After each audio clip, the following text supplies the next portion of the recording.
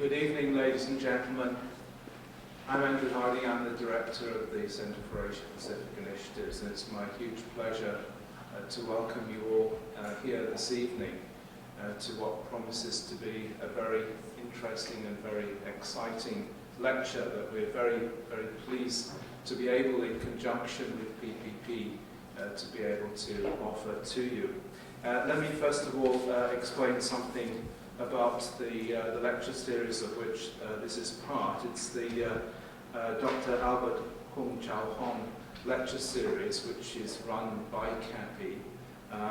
Dr. Hung is an entrepreneur and a philanthropist with business interests across Asia and North America, who has been very generous in his gifts to educational institutions such as ours. So we run this lecture series which is named after him, and it provides an opportunity for distinguished visitors such as Professor Vilsoni Hereniko this evening to address a community audience on a topic of current public interest in relation to the Asia-Pacific region. Now, it's my huge pleasure to welcome Professor Vilsoni Hereniko to UVic this evening. This, as you've heard, is part of a major event organized by the Pacific People's Partnership. Dr. Vilsoni Hereniko has recently been appointed as the Director of the Oceania Center for Arts, Culture and Pacific Studies at the University of the South Pacific in Suva, Fiji. Fiji is where Vilsoni grew up, and he went to school there. He finished up doing a BA at the University of the South Pacific in education, went on to do a master's degree at the University of Newcastle upon Tyne in England, which is just a stone's throw from where I was born, so it was a really excellent choice of university, if I may say so. And following that, he received his PhD from the University of the South Pacific. He's currently on leave from the University of Hawaii Center for Pacific Island Studies, where for a number of years he was the director and a professor of Pacific Studies. Vilsoni Hereniko is a man of many remarkable parts. He is an outstanding scholar who is widely published on Pacific Studies. He is also an author. He's written many plays, and as many of you who were around last evening will know, he is also a distinguished movie director in the latter part of his distinguished career.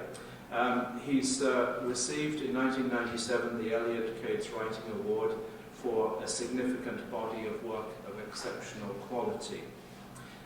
He also won the Hubert Bowles Fund Award, which enabled him to prepare the movie The Land Has Eyes, which was screened last evening. I'm sure many of you saw and appreciated that movie.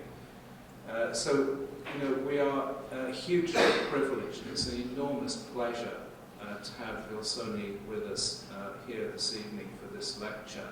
And you will see the title there on the PowerPoint, Celebrating Connections on Being Indigenous and Human in Oceania, which is obviously a very interesting, intriguing and exciting title.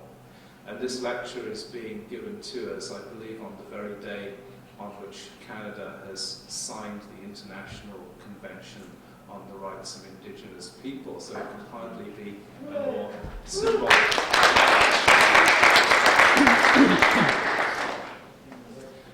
Which adds a particularly interesting edge, I think, to the topic. So thank you very much, Vilsoni, for coming to UVic and giving us this lecture to which we're all looking forward. Ladies and gentlemen, I give you Vilsoni Hereniko. Nisambula Vinaka. That is what we say in Fiji, but before I went to Fiji 3 months ago, I was in Hawaii, where we would normally say aloha.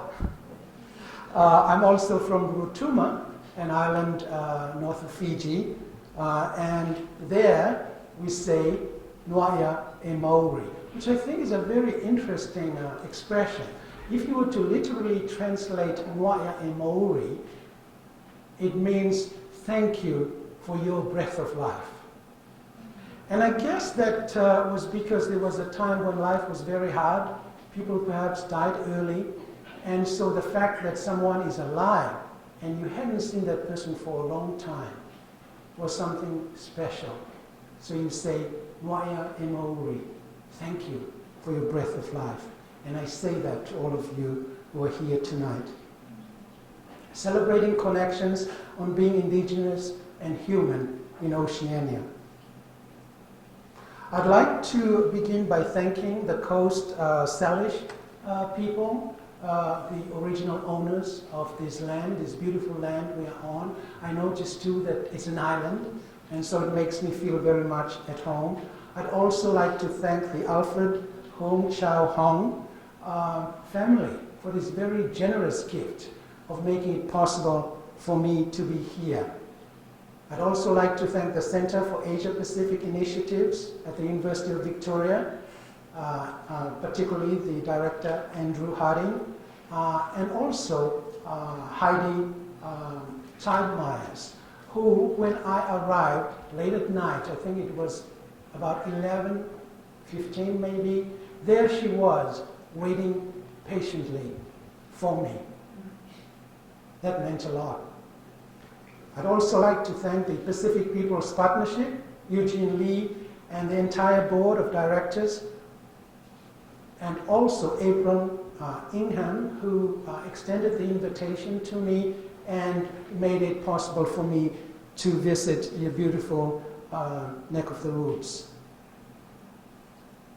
Let me briefly introduce myself as a human being, now that we have gotten the academic introduction out of the way. I'm actually the youngest of 11 children. So you can imagine all the ones are older than me. There were 7 brothers and 3 sisters. At the moment, I think there are only 4 of us who are still alive. I grew up on the island of Rotuma until I was 16 when I went to study in Fiji. And you heard the rest from Andrew Harding. I'm very grateful to having grown up on Rotuma because it gave me a firm foundation, a grounding that I wouldn't have had otherwise. I was a fluent speaker of the language, perhaps not so fluent now because I have been away for so long, but everything I have done in life seems to have been influenced or informed by that very early foundational beginning. And I'm sure it must be like this for many of you, that where you come from has shaped you and has influenced you and has made you who you are. This interesting topic I'm going to talk about, I've never talked about before. But when I was invited to speak on something that might be relevant to the situation here, for some reason this came to mind. Being indigenous and human in Oceania. And so I want to explore what it means to be indigenous and human in Oceania by introducing you to 2 extraordinary human beings. These were 2 men. I say were because both these men passed away about a year ago, so they are no longer with us today except in spirit. That they were men is incidental. And in no way do I mean to slight or alienate the women in this audience.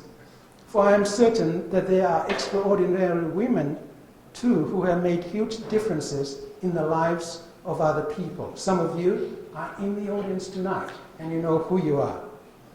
I hope then that you will forgive me if I anchor this exploration in the life stories and personas of these 2 men, both of whom have changed my life and the lives of countless others in Oceania through their personal charisma, their published writings, and their visionary leadership.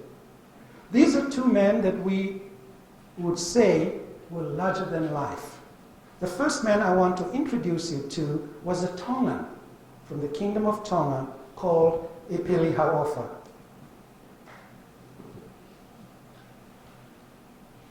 I cannot imagine knowing another person like Epeli in my lifetime. He was ordinary as a human being, but his vision and his persona were extraordinary. As far as I'm aware, everyone who knew Epeli respected him, even those who disagreed with his views. One factor that worked in Epeli's favor was his calm and caring demeanor. Epeli carried himself with dignity and poise. He never seemed to be in a hurry to get anywhere, and no one could get the man to walk faster. Time, in the Western sense, did not have any hold over Epeli, and he cared but little, relatively speaking, about what people thought of him. In fact, he seemed quite fond of self-mockery, and sometimes called himself a clown, and at other times a peasant. Epeli rarely raised his voice in private or in public. A slight smile or friendly smirk would sometimes belie his words, making you realize he was being mischievous or ironic. And he was most comfortable wearing flip-flops and sometimes nothing on his feet, complemented by a lava and an old t-shirt. He tricked strangers into thinking that he was a nobody, when in reality he was one of the Pacific's most famous professors and visionaries. Such incongruity and unconventional choice of attire endeared him to his students, his colleagues, most of them anyway, and admirers. Epeli was born in Papua New Guinea to Tongan missionary parents in 1939. He was educated in PNG, in Tonga, Fiji, Canada at McGill University, and Australia. Before he acquired his PhD from the Australian National University, Epeli worked briefly at the University of Papua New Guinea. Emerging with a PhD in social anthropology from ANU in 1975, Epeli became private secretary to His Majesty the King of Tonga, keeper of the palace record, and secretary to the Tonga Traditional Committee. There couldn't have been many jobs in Tonga during this time for holders of PhDs, and this might explain why he chose to work at the King's Palace. In 1981, Epeli became the first director of USP's Tongan Rural Development Center, based in Tonga, and in 1983, he left Tonga for Suva, Fiji, where he became head of the sociology department at the University of the South Pacific, a regional university owned by 12 member countries. Epeli worked at USP from the 1st of February 1983 to the 11th of January 2009. The longer Epeli taught at USP, the more disillusioned he became with the academic practices which he felt separated scholars from the real concerns of Pacific Islanders. A paper he had written in 1975 titled Anthropology in Pacific Islanders hinted at this growing disaffection. But when he ventured into creative writing and published Tales of the Tekongs in 1983, he discovered a freedom in fiction that was absent in his scholarly writing. The die was cast from then on, and he became more interested in creative literature and essay writing than in producing conventional scholarly articles or books. Fiji's two military coups of 1987 caused many of the artists and writers responsible for the renaissance of creativity at USP to leave for New Zealand, Australia, and to a lesser extent, the United States and Canada. But Epeli remained at USP and continued to advocate for the survival of arts and cultures at the university, culminating in Epeli inviting Uli and Georgina Bayer, who were at the UPNG because of the catalytic glory in Nigeria, to write a report for USP. Partly as a result of the favorable report by the Bayers, Epeli became the founder and the director of the Oceania Center for Arts and Culture in 1997. As the Oceania Center's director, Epeli formally severed his ties with academia and, with little financial support from the university, began the process of nurturing and promoting new artistic products and productions that draw from Pacific traditions but are not stuck in them. Epeli urged aspiring artists to find the inspiration in their own cultures, histories, and contemporary experiences. The result is an explosion of new art forms, particularly in painting, in dance, music, and in sculpture. The university itself did not quite know what to do with this man and all the creativity that was going on all over the university, and Epeli tried his best to distance himself from them. Until January 2009, when Epeli's tenure at the Oceania Center ended with his untimely death, his influence and fame spread beyond Oceania. His charismatic persona lit a spark in hearts and minds of the talented and eager young people who frequented the Oceania Center, which at that time consisted primarily of a dilapidated concrete block, which some might have thought better suited for housing prison inmates than a thriving art community. But Epeli did not mind, preferring to keep a low profile and to keep his center relatively unpretentious but productive.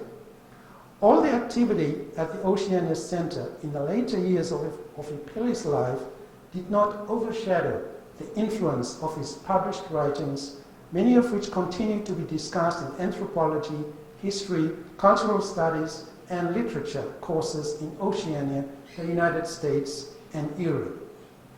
I'd like to introduce you to another extraordinary man. Ron Crocombe was born in Auckland, New Zealand, and attended college in Auckland. He later completed an undergraduate degree from Auckland University. He then lived in the Pacific Islands for several years before becoming district officer for Atiu in the Cook Islands in the early 1950s. Later, Ron completed an MA from Victoria University of Wellington and a PhD in history at the Australian National University in 1961. He lived in Papua New Guinea between 1962 and 1969 as director of the ANU's New Guinea Research Unit, and then went to the newly established University of the South Pacific, where he was professor of Pacific Studies for 20 years. He was made emeritus professor in 1989. In the week before his death, Ron was inducted as a fellow of the Artelisi University in Tonga. His reputation was such that he was described as the father of Pacific Studies. I first encountered Ron when I was an undergraduate student at the University of the South Pacific in the 1970s. I will never understand what it was that he saw in me, but 2 years before my graduation, Ron asked me to be a research assistant for him at the Institute of Pacific Studies. An incident with Ron has made an indelible mark in my memory, and to this day, I remember it as clearly as though it happened yesterday. Ron sent me on a research trip to Vanuatu and Samoa to study contemporary art. When I got back, I started working on a draft for publication. I would write, give my draft to Ron, and he would edit my work. Well, Ron's view of editing is to take a red pen and slash and burn just about every sentence. When he handed back your draft, you felt as though someone had taken blood and just sprinkled blood all over your masterpiece. One day Ron called me to his office, visibly very upset with me. He pointed at my draft and demanded to know how I could possibly get the date of settlement in Papua New Guinea wrong. I think I wrote something to the effect that Papua New Guinea was settled 40,000 years ago, and Ron claimed it was 50,000 years ago. He demanded an explanation and told me in no uncertain terms that I was off by 10,000 years, and this was a major error, and that was unacceptable in a scholarly work. Well, I was just an undergraduate student at that time. I wasn't alive when Papua New Guinea was settled, and I really didn't care whether it was 40,000 or 50,000 years ago. I must have used a reference that Ron didn't approve of. I remember thinking, what's his problem? Why can't he just change the figure? It's no skin of my nose, it's just a date. I suspect Ron had gotten off the wrong side of the bed on this day. Maybe he had a fight with his wife, and I was just his punching bag. Nonetheless, since this incident, I've always made sure that I checked and double-checked my sources, and I have a fear of getting my dates wrong when I'm writing an academic article. Ron wrote so many books and articles and was the most prolific writer of Pacific books and articles. He would always carry books, thick ones. He had an encyclopedic mind to give away whenever he traveled, and he established the Institute of Pacific Studies, as I had said earlier, primarily to publish the works of Pacific Islanders. He passionately urged Pacific Islanders to write about their histories and their cultures, claiming that they must represent themselves and not allow others to be always doing it for them.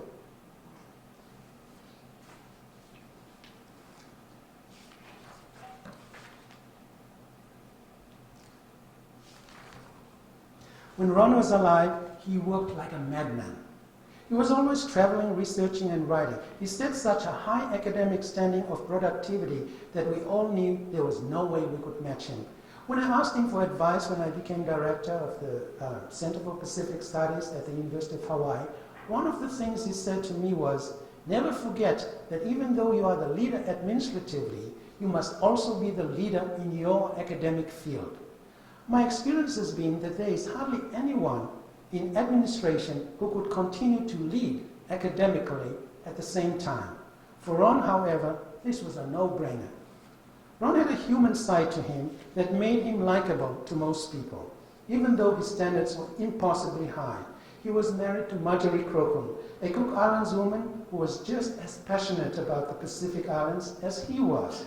Ron was fluent in Pacific Islands Maori, and whenever he had the opportunity, he was not slow to stand up and crisscross his knees like a pair of scissors and flail his arms in the air like a Cook Islander.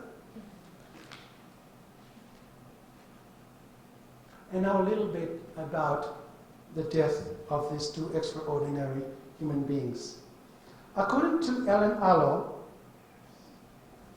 the choreographer of the Oceania Dance Theatre, whom Epeli treated like his own flesh and blood, Epeli spent his last few years fighting for the survival of the Oceania Center. The USB administration wanted the center to be absorbed into the university structure rather than a standalone unit doing its own thing at the margins. Epeli adamantly resisted being mainstreamed in this way, believing that academia's bureaucracy and preoccupation with rules would only stifle the creativity of the artists. As soon as Epeli passed away, USB moved fast to absorb the center into its formal structure and to impose upon it processes of accountability, reporting, and record keeping. I'm not necessarily saying that these are bad things. It was just what happened.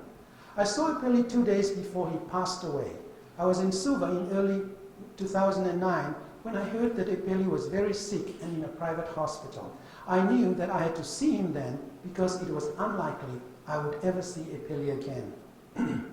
At the hospital, I stared at Epeli in silence. A white sheet covered his body, an oxygen mask covered his face. Epeli was breathing heavily, and his legs were twitching involuntarily underneath the sheet.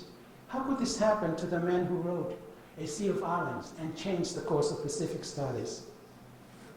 How could this happen to the fearless writer who wrote Tales of the Teacoms, a collection of satirical short stories about what it's like to be a Pacific Islander living in a colonized world where you had to resist in order to remain sane? He also wrote Kisses in the Netherlands, a novel that ended with the phrase, "Kiss my ass," and published by Penguins, a reputable publisher. Then I remembered Epeli's advice. After another writer had rattled me, this was when he was alive, by criticizing me in public, he said to me, "Why don't you just learn to acquire for yourself a thick skin and stop getting so upset so easily?" At another time, Epeli advised me not to pay heed to Professor Ron Crocombe's charge that I was inciting violence on the USP campus by producing a Papua New Guinea play about race relations between Australians and Papua New Guineans, because, in Epeli's words, the professor is losing his marbles. More memories flooded my mind as I stood there staring at Epeli. Who should I pray to?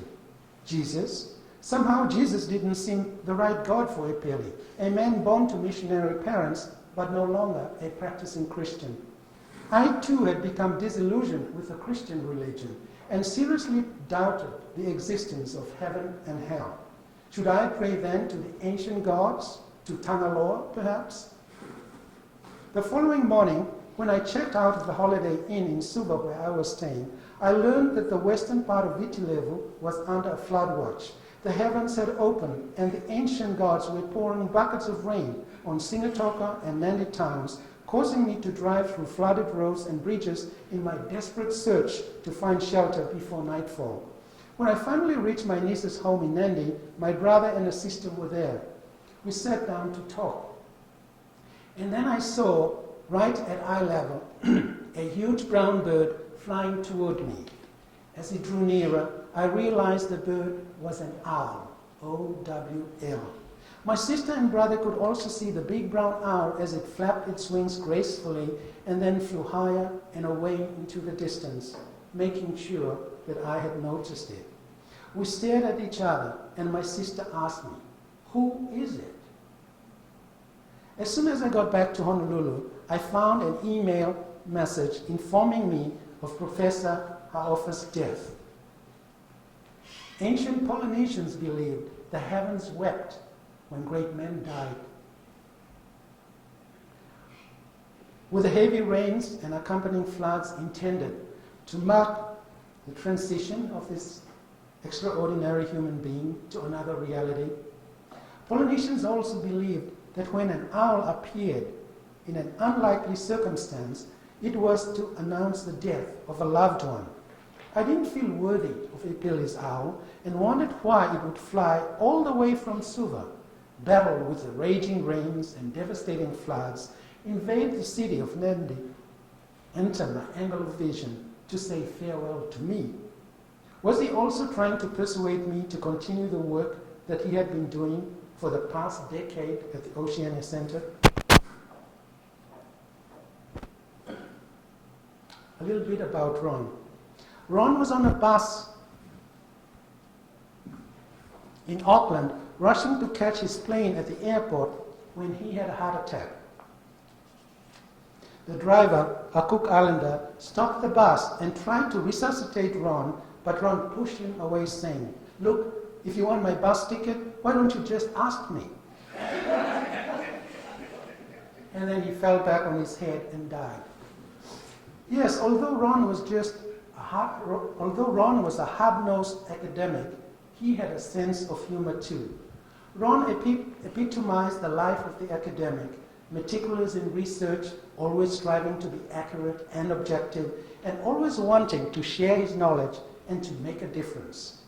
Marjorie Crocombe, his Cook Islander wife, was a formidable female figure and cultural icon in the Cook Islands and within the Pacific region. Ron encouraged educated Pacific Islanders to write about their histories, their cultures, arts, politics, land tenure systems, and just about every aspect of Pacific life. He felt strongly that there wasn't enough written from the point of view of Pacific Islanders, and while he was alive, he did all he could to get Pacific Islanders to represent themselves in print, as I said earlier, and not be just consumers of other people's representations of their realities. I would say that Ron was a very kind and caring human being.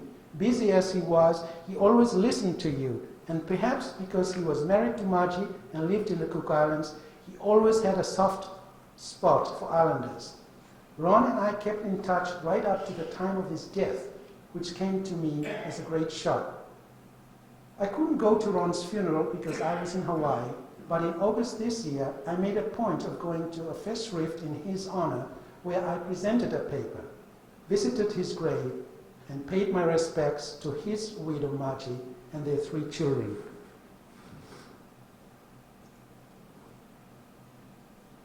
I'd like to talk a little bit about making connections between Epeli and Ron.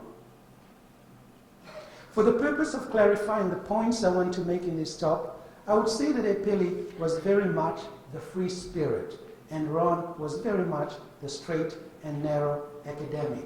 You will notice there that Epeli here, I've represented him using an image that was produced by one of the sculptors who is at the Oceania Center. There's Epeli with his pipe, and interestingly, he's surrounded by debris. And there's a sort of a bit of chaos around Epeli because he was sort of very free and easy and made everyone relaxed, and there was a lot of laughter wherever he went and so on.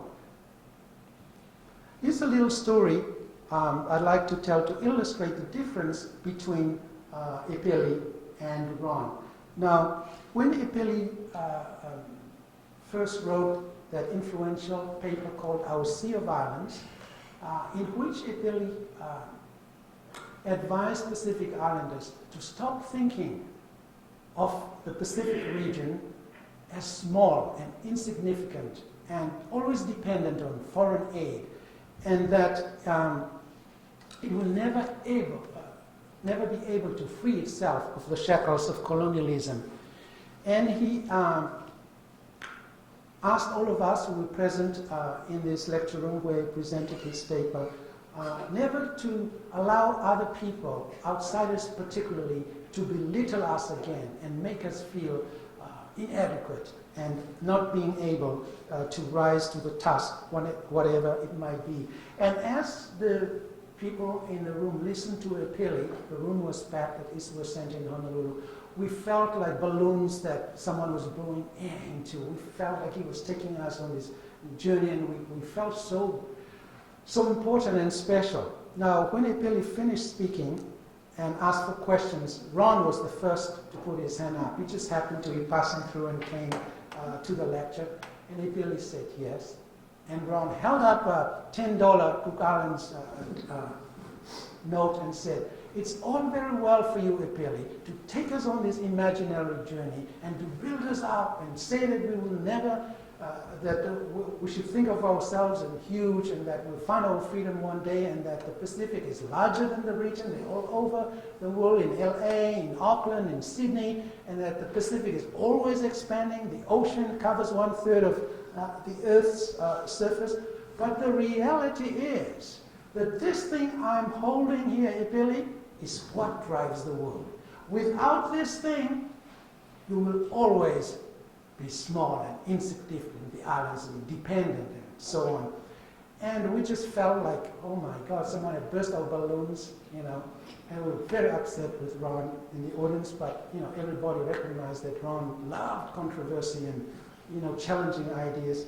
And Epeli kind of put up with Ron for a while. When Ron had finished, Epeli just gave Ron his little smirk and said, "Now, Ron, that's what I mean by belittlement."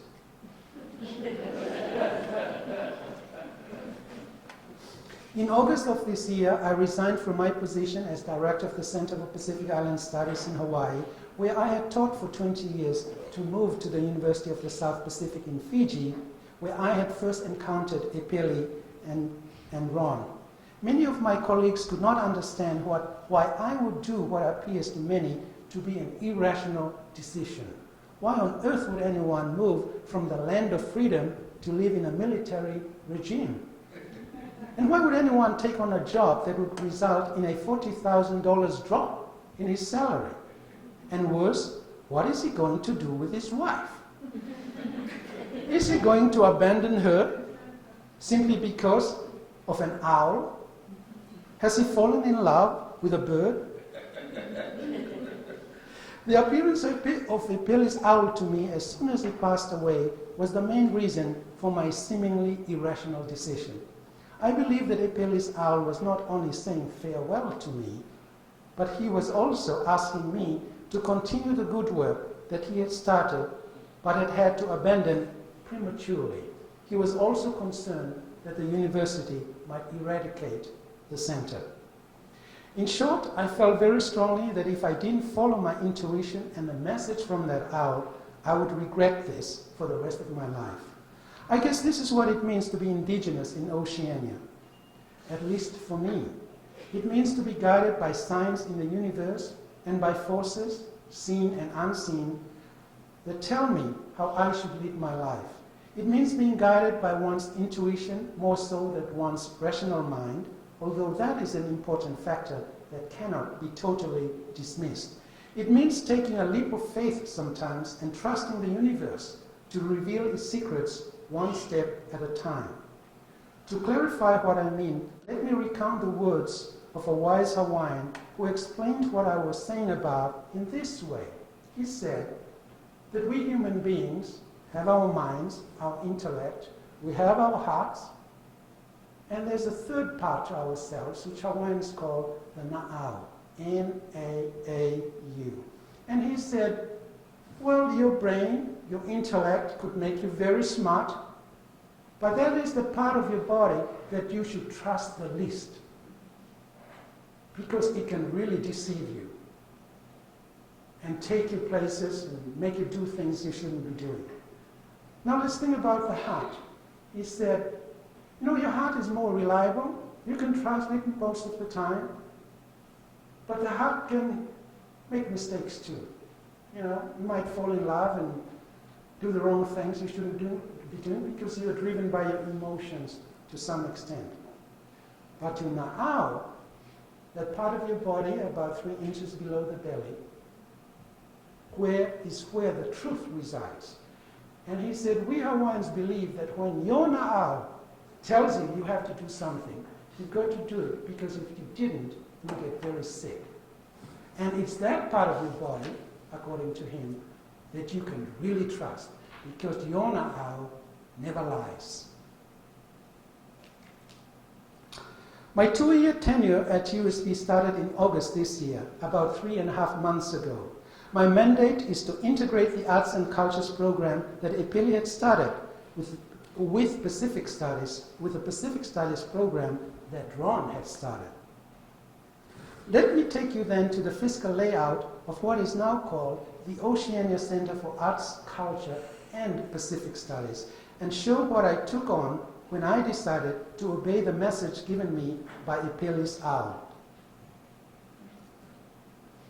You see here the Oceania Center for Arts and Culture, where Epeli started bringing artists off the streets of Suva and giving them a safe haven where they could create.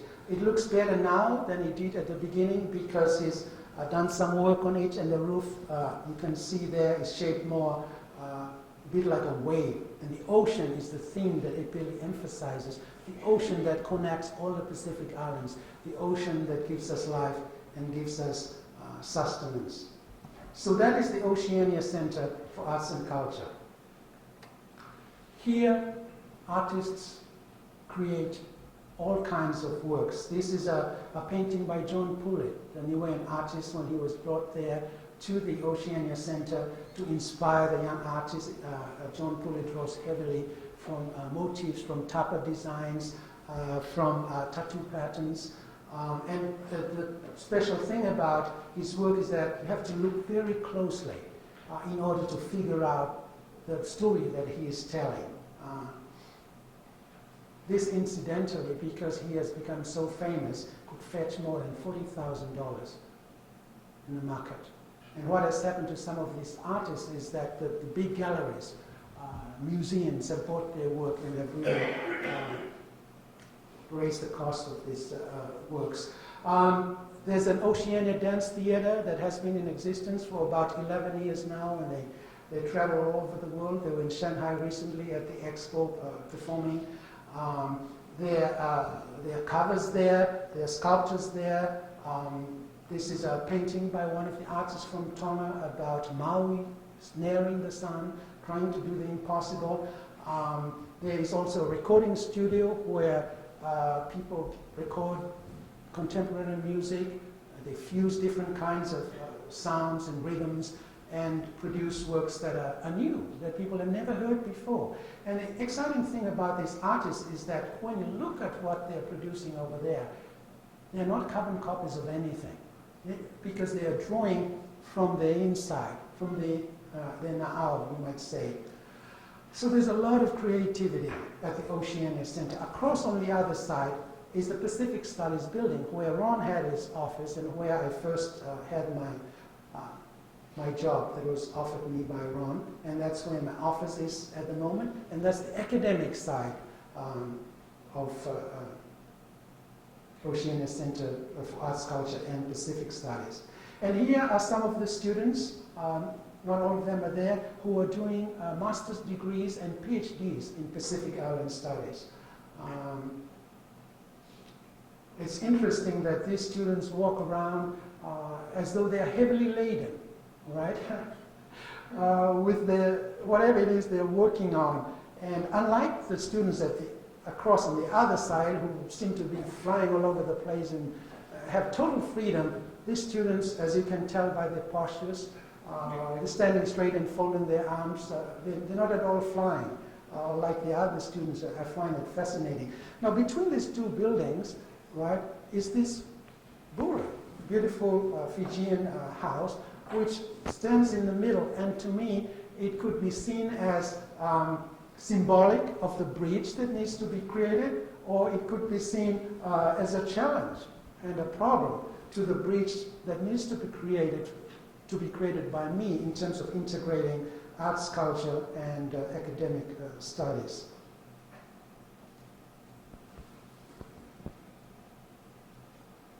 Now, I want to talk a little bit about what I see as a way in which I could fulfill my mandate, which is to marry the two. There are Pacific Studies programs all over the world, but most of them are heavily academic. Right? The unusual thing about USD is that it has this incredibly strong and vibrant arts and culture program and a Pacific Studies program that somehow hasn't managed to find its wings, so to speak, and hasn't managed to excite its students about doing academic research, etc. And in my efforts to try and marry these two, I thought, well, why don't I look to the past to see how the past might inform the present in terms of what I might be able to do to marry the two. And then I thought of the Taulunga, when the Samoans dance, the final dance, when you have this graceful female dancer, right, who comes before us and with circumscribed but also very graceful and elegant movements performs for us.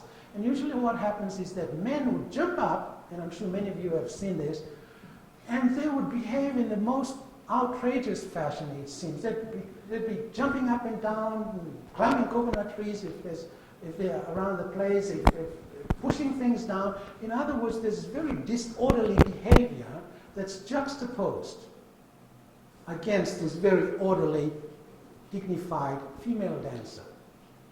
In Rutuman culture, we have a very similar thing that happens.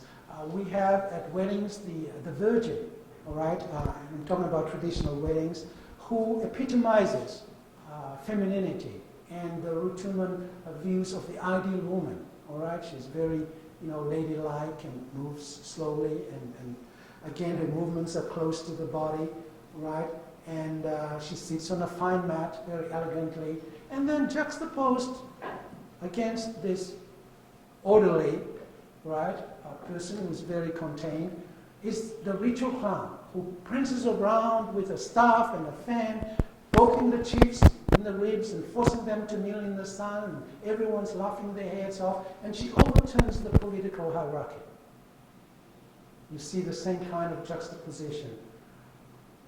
In Fijian dancing, in what is called the Mekewesi, fierce dance of men with spears and fans, what happened in the olden days was that the composer or the creator of the music and the actions for the dancers would go into the forest to commune with the spirit world, usually the veli, Hawaiians call it the menehune, the little people, the gnomes that resided in the forest. And after a period of time, the composer would return with all the actions of the dances and the lyrics of the songs given to him by the spirit world in the forest.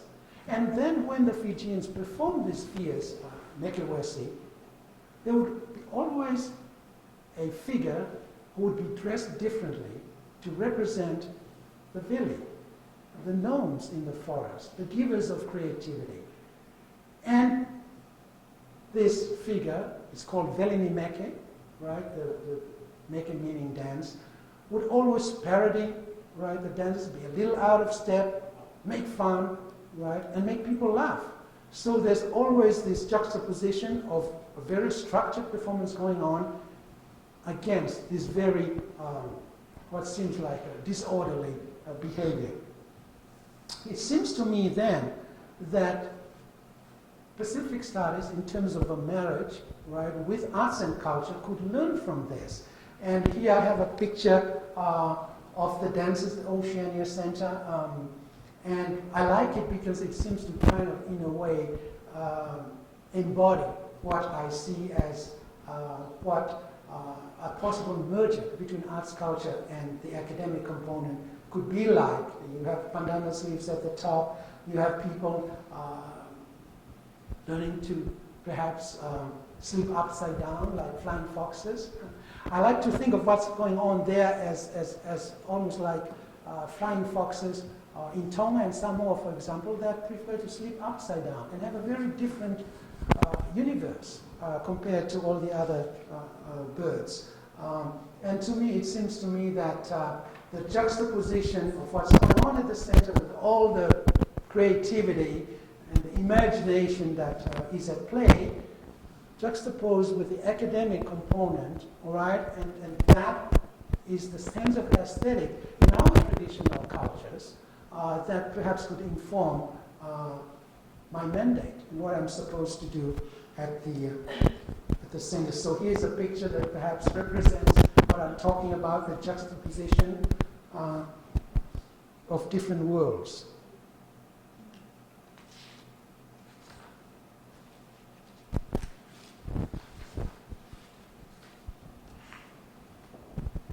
I have titled this talk Celebrating Connections. Since this is the 35th year of collaborations between the Pacific Peoples Partnership with communities and organizations in the North and South Pacific, we do have good reasons for celebrating our connections. However, I believe it is not enough to celebrate connections. We must do more than that. We must nurture our connections to our ancestral pasts, to the present, and to our future.